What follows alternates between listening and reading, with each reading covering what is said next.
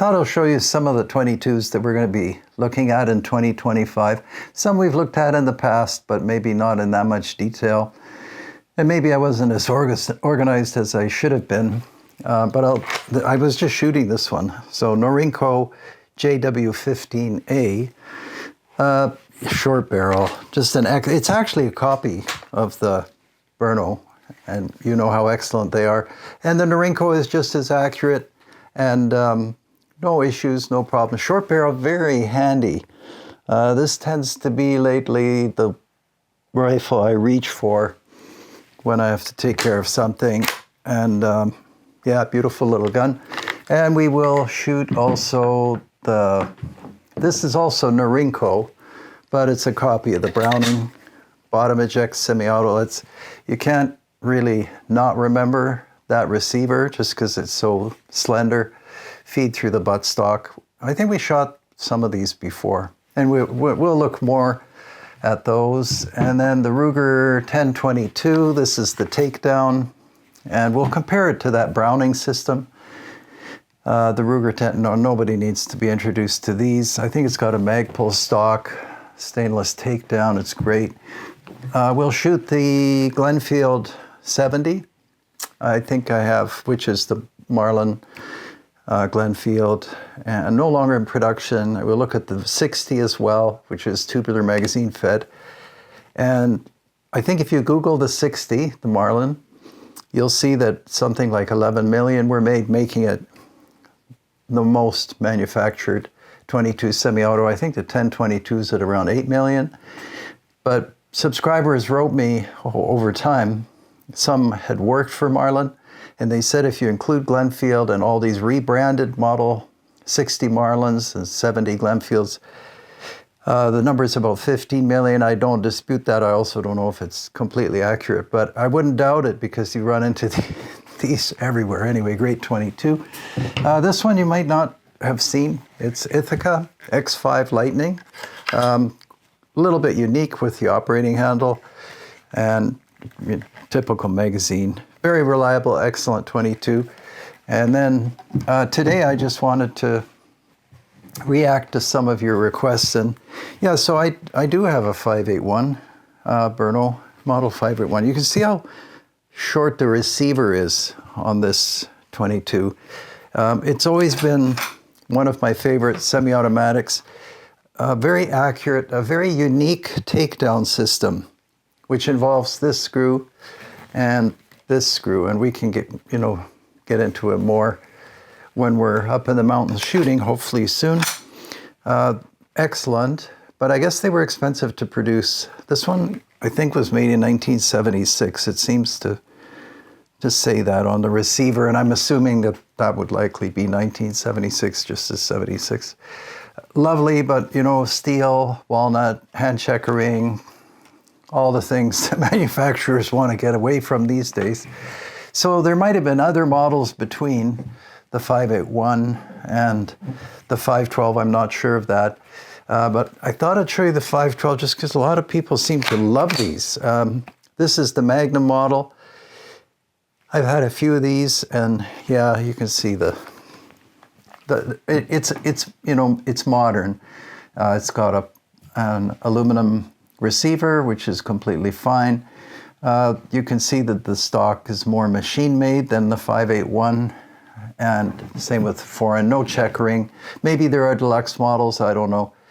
But these are all pricey as is, just because they're such excellent weapons. And it is CZ Berno.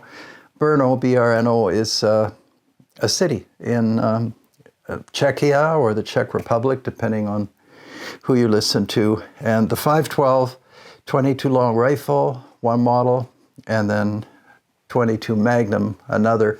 I don't know if they made an HMR. They may have made an HMR, but in between was that PPK model that I showed you. That one's still steel and walnut. That's a beautiful 22. In fact, I think the 12, the CZ512, was made to look similar to the PPK. We'll get them both and have a look. I think I have one of the PPKs around. And that is not the Walther PPK, that's another. I'm not sure why they called their 22 a PPK. And mine is in 17 HMR, if I remember correctly. So yeah, you can refer back to this video if you want to look at the 512. You can't go wrong buying one of these.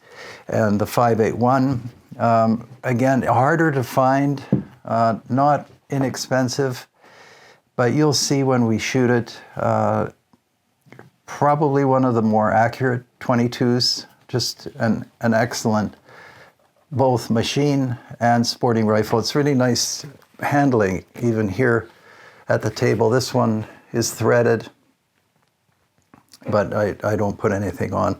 And it's got elaborate rear sights. Most of the modern rifles, you know, they have sort of abbreviated sights. This looks like a Williams. A lot of people take off part of the rear sight or the whole rear sight to fit a scope, which is okay, but if you do that, just take the works and put them in a bag and keep them with the rifle, because when you go to sell, there are a lot of people like me who would like to have the sights. I know some people take off the butt plate. It's not always possible. I'm just saying some people do this, and they Dremel out a recess and they put the rear sights in there. And I found that out actually by buying a rifle that didn't have iron sights, but it was rattling. And so I took off the butt plate, and there, nicely snugged into the wood, but still rattling were the sights. So that was good to see. Anyhow, those are some, I think, interesting 22s. Probably the one a lot of people will find really captivating is this one. You know, there's a theory that long barrels shoot more accurately than short barrels. And I guess all the target shooters would say it's not just a theory. But for practical shooting, I have this same rifle made by Berno and then by Norinco with a long barrel. And I have another one that's identical with a 28-inch barrel.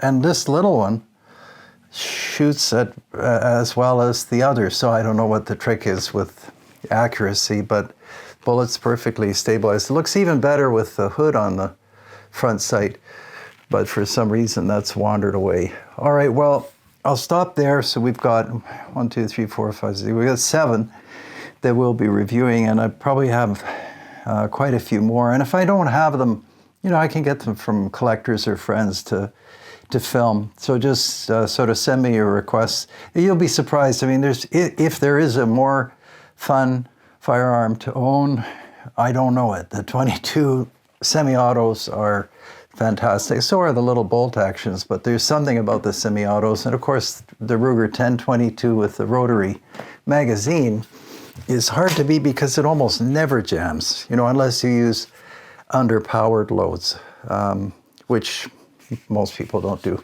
All right, well, thanks for watching. And in the meantime, take care, and we'll see you again soon.